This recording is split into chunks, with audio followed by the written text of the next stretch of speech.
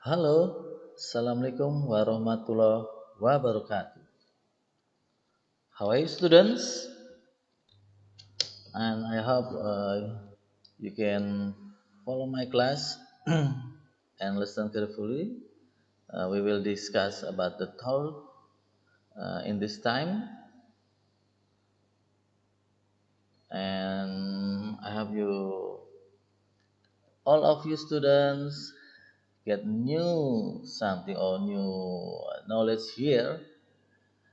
Okay, we will start right now. Before we start our class, let's pray together. Bismillahirrahmanirrahim. Rabbi zidni ilma warzuqni fahma. Okay, class, let's go.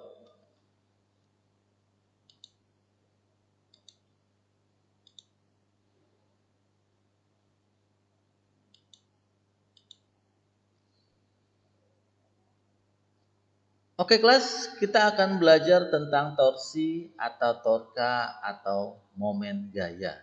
Nah, apa sih itu sebenarnya ya torsi, torka atau momen gaya? Nah, ketika kamu melihat orang sedang membuka atau menutup pintu atau sedang membuka atau mengencangkan baut, itu adalah orang tersebut sedang melakukan torsi ya atau momen gaya.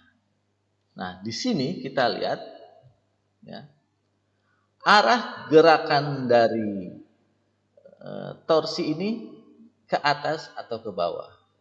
Atau kalau diperluas lagi searah jarum jam atau berlawanan searah jarum jam. Jadi torsi itu adalah gaya. Ada sebuah gaya di sini ya. Terus ada sumbu putar ya yang dapat menyebabkan benda bergerak melingkar atau berputar. Jadi pertama ada gaya dan juga ada sumbu putar. Nah, biasa disebut torsi, torka atau momen gaya. Nah, untuk memudahkan kalian memahami ya arah putaran dari torsi, kita anggap jika arah gaya, momen gaya ya, searah jarum jam itu bernilai positif. Kita anggap arah putarannya kalau searah jarum jam itu bernilai positif. Tapi sebaliknya jika dia berlawanan arah jarum jam, arah putarannya itu bernilai negatif.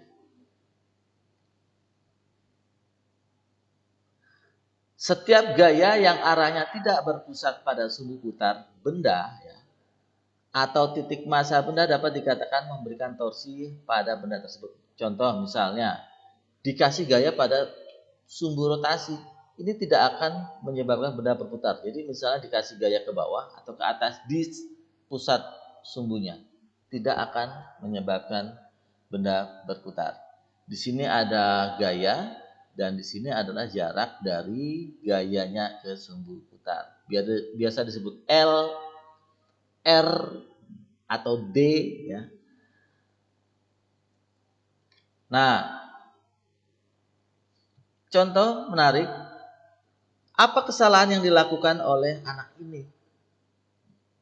Kita lihat di sini ada pintu, ya, gagang pintu yang bisa berputar, tetapi dia menggerakkannya ke depan dan ke belakang. Sedangkan seharusnya dia menggerakkannya searah jarum jam atau berlawanan arah jarum jam. Nah, ini tidak dapat menghasilkan momen gaya, ya. Jadi kesalahannya di situ. Nah, di sini torsi atau torka atau momen gaya dapat dirumuskan sebagai tau sama dengan R cross F. Tau ya, disebut tau itu adalah keterangan dari torsi atau torka atau momen gaya dalam satuan Newton meter. Dan kemudian R atau L atau D itu adalah lengan gaya, satuannya meter. Dan F, gaya yang diberikan tegak lurus dengan lengan gaya. Jadi seperti ini.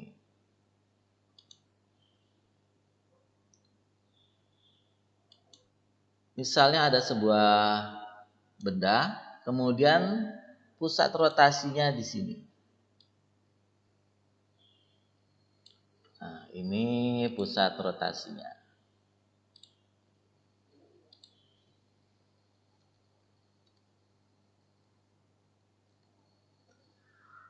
Kemudian kita kasih gaya di luar pusat rotasi. Ya. Nggak selalu harus di ujung ya. Bisa seperti ini. Misalnya di sini kita namakan dengan F. Ya, kita namakan dengan F.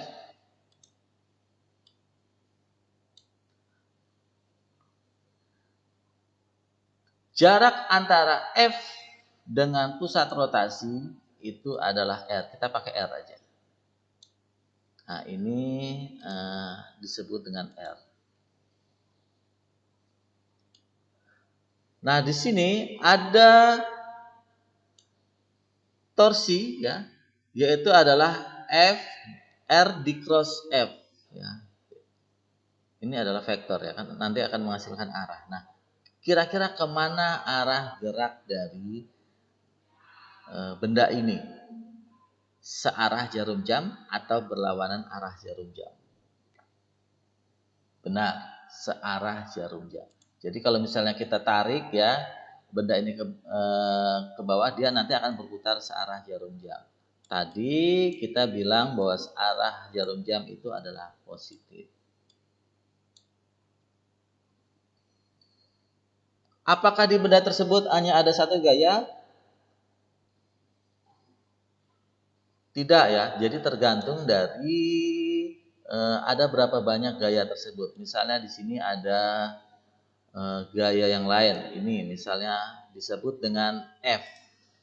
Ya, disebut dengan F.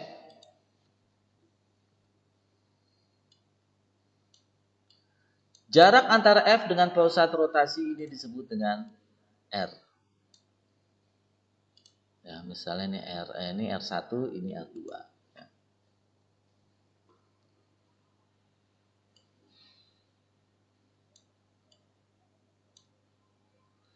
Kira-kira kalau benda diberikan gaya F ini, kira-kira arah putarannya terhadap pusat rotasi kemana?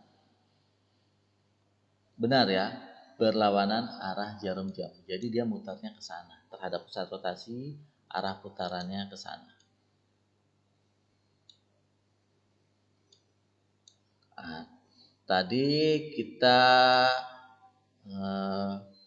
menyimpulkan jika searah jarum jam nilainya adalah plus, ya. Jika berlawanan arah jarum jam bernilai minus. Ya. Di sini di rumus pertama R cross F gayanya itu harus tegak lurus. Bagaimana kalau nggak tegak lurus? Oke, contoh misalnya di sini gayanya tidak tegak lurus, melainkan membentuk sudut. Nah, seperti ini.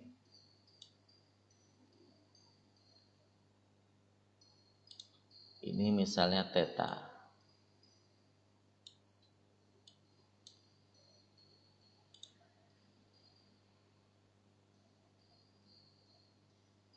Tetap saja lengan gayanya itu adalah R2 ini. Tetapi karena dia membentuk sudut theta, maka ini harus diuraikan arah gayanya. Ya, diuraikan arah gayanya itu ke kiri dan ke bawah. Karena di bawah ini adalah depan dibagi miring, ini disebut dengan F sin theta.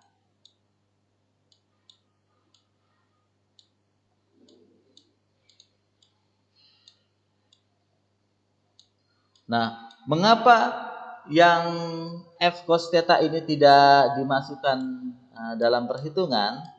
Kalau kita panjangkan gayanya, dia akan menuju pusat lingkaran. Ya, kita panjangkan ini, dia akan menuju pusat rotasi. Nah, seperti contoh kasus anak membuka pintu ya, yang salah tadi. Kalau dikasih gaya F cos theta, si benda ini tidak akan berputar ya, karena dia lurus ya melalui pusat rotasi. Berarti ini tidak dapat dijadikan sebagai gaya ya yang menyebabkan rotasi. Jadi yang menyebabkan rotasi adalah F sin theta. Paham ya seperti itu.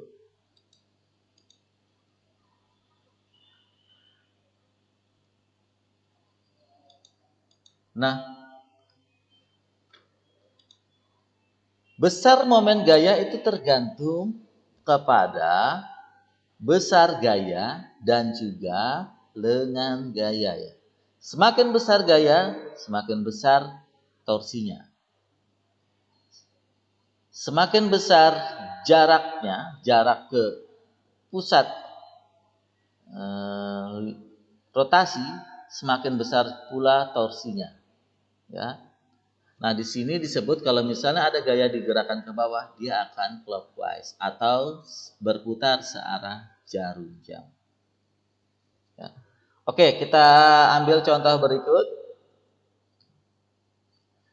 Ada berapa gaya di bawah ini? Ya.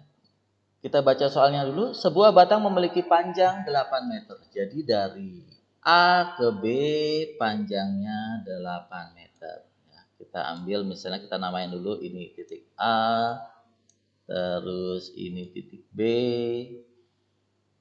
terus titik C, dan titik D dan E. Jadi dari A ke E itu panjangnya 8 meter. A ke E 8 meter.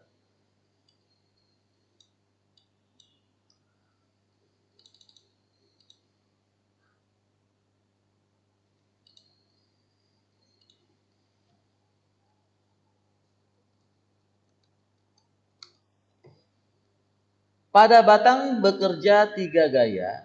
Pada batang bekerja 3 gaya, yaitu gaya F1, F2, dan F3. Besar momen gaya yang menyebabkan batang berotasi pada pusatnya. Nah, ada batang panjangnya 8 meter.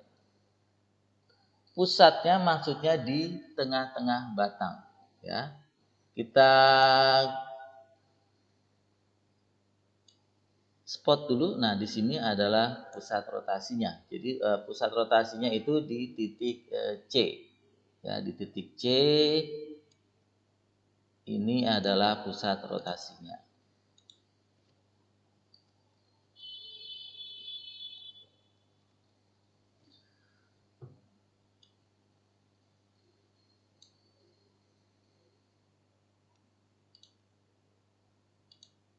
Pusat rotasinya di sini.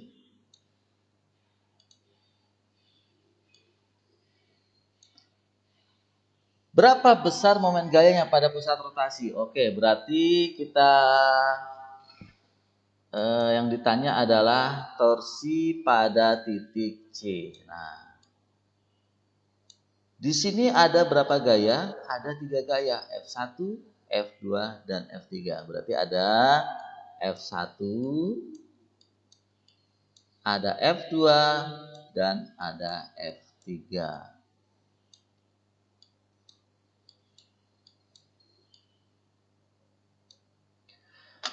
F1 terhadap pusat rotasi itu lengan gayanya dari A ke C. Ini disebut misalnya RAC. Ya, RAC. Kemudian F2 terhadap pusat rotasi disebut RBC. RBC. F3 ke pusat rotasi disebut RDC ya, RDC. Yang jadi pusat ditulis belakangan. Nah, Kemudian kita lihat arah putarannya F1 ke titik C, dia mutarnya ke sana. Berlawanan arah jarum jam. Berarti minus. Nah, ini ditaruh minus. Kemudian F2 terhadap titik C, ya, karena dia digerakkan ke atas, terhadap titik C dia searah jarum jam atau plus.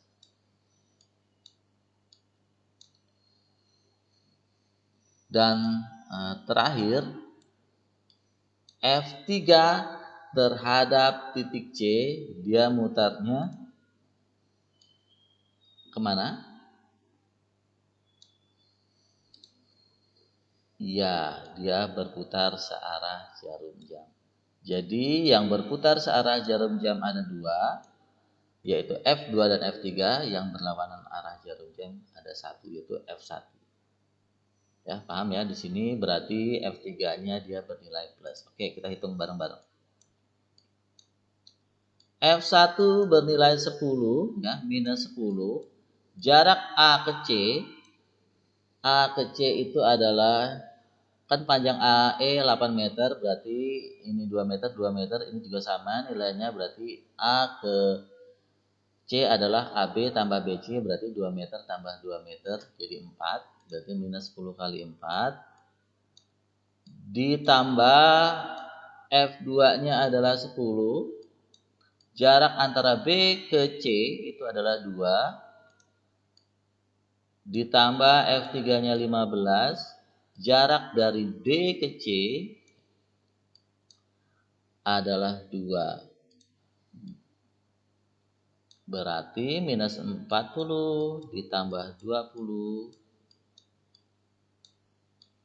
ditambah 30. Jawabannya adalah minus 10 Newton meter.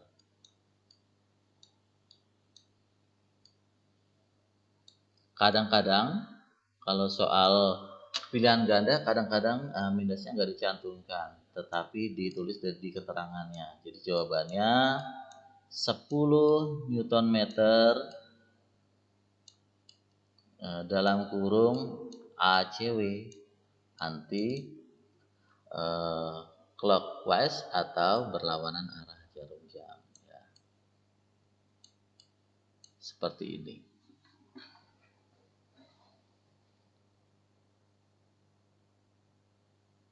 Paham ya? Oke, kita lanjutkan lagi contoh berikut.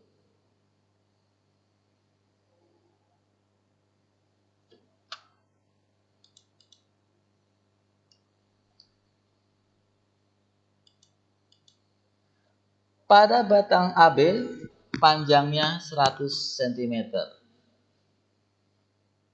Masa 3 kg dan tidak diabaikan. Jadi di sini batangnya bermasa. Jadi dia karena bermasa punya gaya juga, yaitu yang disebut weight atau gaya berat.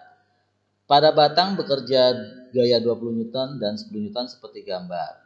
Kemudian berapa momen gaya dengan titik P sebagai poros. Nah, di sini titik P-nya sebagai poros, ya. P-nya sebagai poros, pusat rotasi, jarak A ke B 100 cm, berarti A ke P 75 cm.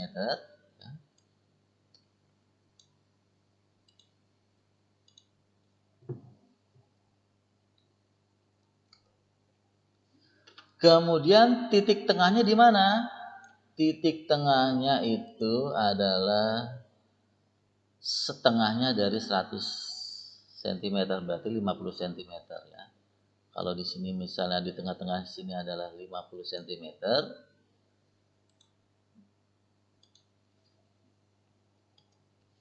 Berarti di sini ada gaya yang disebut dengan weight atau gaya berat. Weight itu rumusnya adalah M kali G.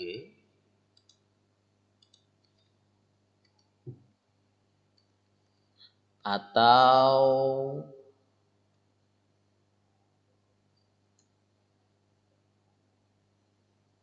masanya 3 kg, gravity-nya 10. berarti sama dengan wake-nya 30 Newton. Oke, jadi ada 3 gaya seperti ini. Jarak dari gaya berat ke titik pusat rotasinya adalah 25 cm ya. Jadi di sini jaraknya adalah 25 cm di sini.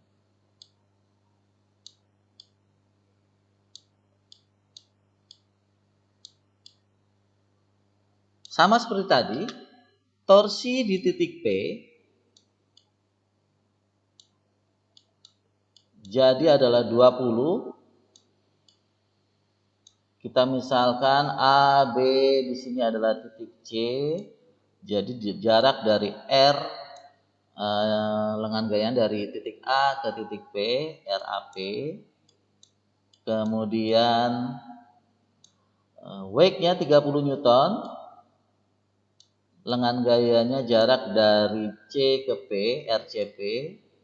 Dan satu lagi adalah 10 Newton, jarak lengan gayanya itu dari titik B ke titik P, RBP. Setelah itu kita tentukan arah putarannya.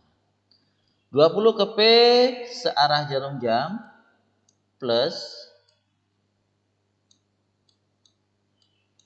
30 Newton ke titik P anti-clockwise atau berlawanan arah jarum jam, min. Dan 10 Newton ke titik P berlawanan arah jarum jam atau min. Oke, berarti yang 20 Newton adalah plus, 30 Newton adalah minus, 10 Newton adalah minus. Kita hitung. Berarti 20 dikali jarak A ke P adalah 75 cm, kita ubah ke dalam meter, 0,75.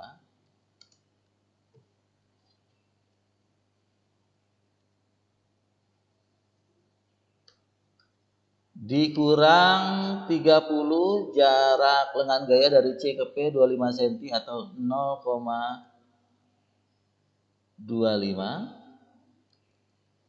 Dan jarak gaya yang terakhir adalah minus 10 dikali dengan gayanya itu B ke P 0,25.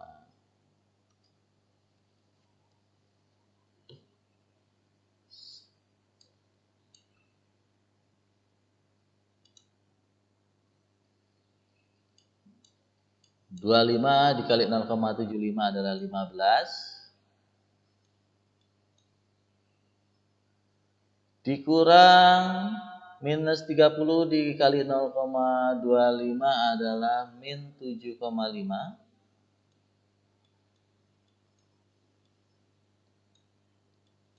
Dan min 10 kali 0,25 adalah min 2,5.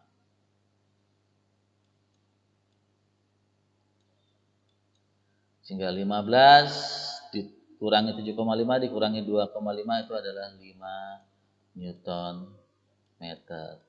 Positif berarti searah jarum jam. Ya, searah jarum jam atau clockwise. Ya, jadi ada beberapa soal yang masa bendanya diabaikan, ada juga yang masa bendanya tidak diabaikan. Kalau masa bendanya tidak diabaikan berarti dia ada wake atau gaya berat. Paham ya?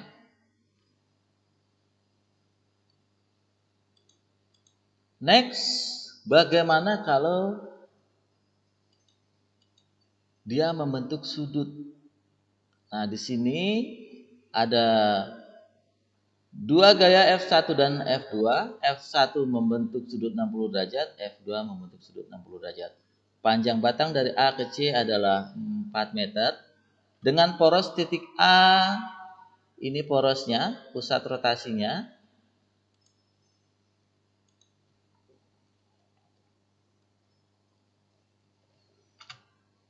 Jarak A ke C adalah 4 meter.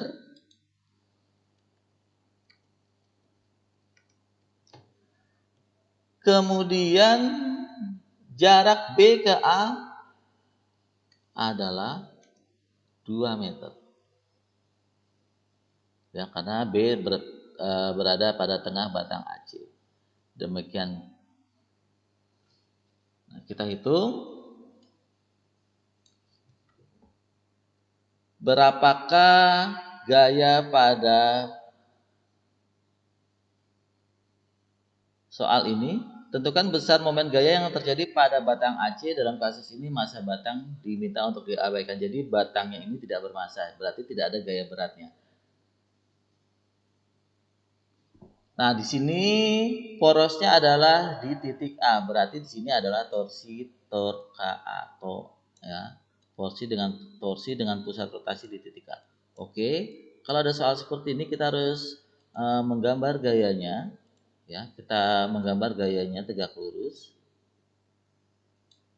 seperti ini. Ini berarti F2 sin 60.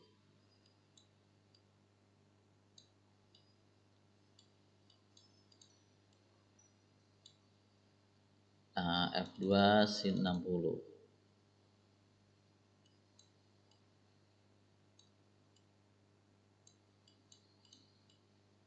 Dan satu lagi juga harus digambar juga.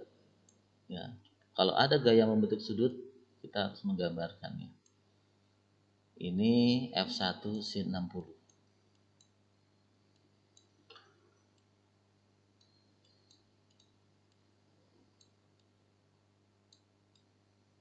Nah, berarti kita hitung torsi di pusat rotasi A itu sama dengan F1 sin 60 terus dikali lengan gayanya adalah jarak dari C ke A atau disebut dengan RCA, dan ada gaya yang kedua itu F2 sin 60 dan lengan gayanya adalah jarak dari B ke A atau RBA. Kalau sudah, kita baru menentukan arah putarannya. F1 terhadap titik A, dia muternya searah jarum jam plus. Tetapi F2 terhadap titik A adalah berlawanan arah jarum jam atau min. Berarti di sini kita taruh F1-nya plus dan F2-nya adalah minus. Oke, kita hitung bareng-bareng. 20 sin 60 adalah setengah akar 3.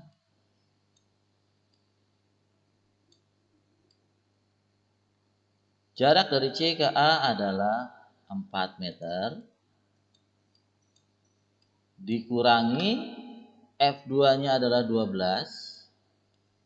Sin 60 adalah setengah akar 3.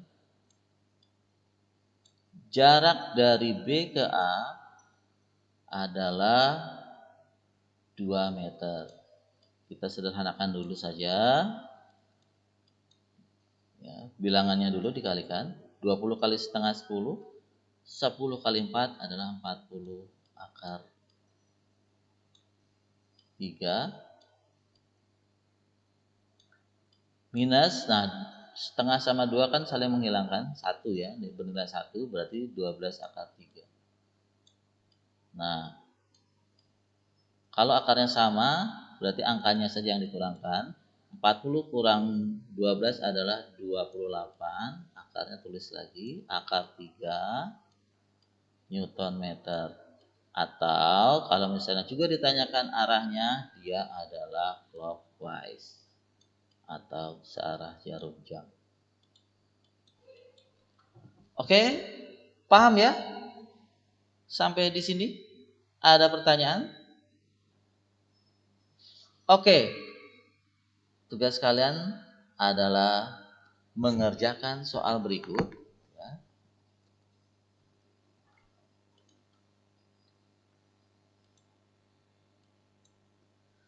Kerjakan soal tersebut dan Benar gak sih hasilnya nanti 154,4 Newton meter searah jarum jam? Jadi misalnya di sini ada soal sebuah batang dengan panjang 14 meter dikerjakan beberapa gaya seperti pada gambar.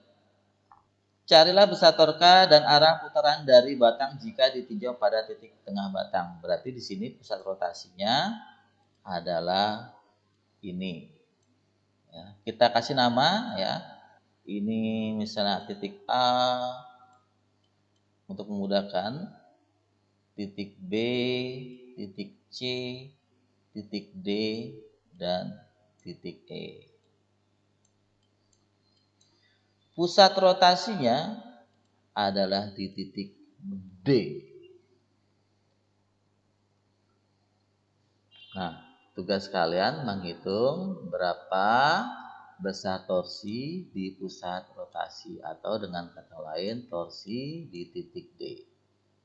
Silakan kalian kerjakan. Benar nggak sih jawabannya 154,4 Newton. Oke. Di sini kita pakai sin 37 itu adalah 0,6.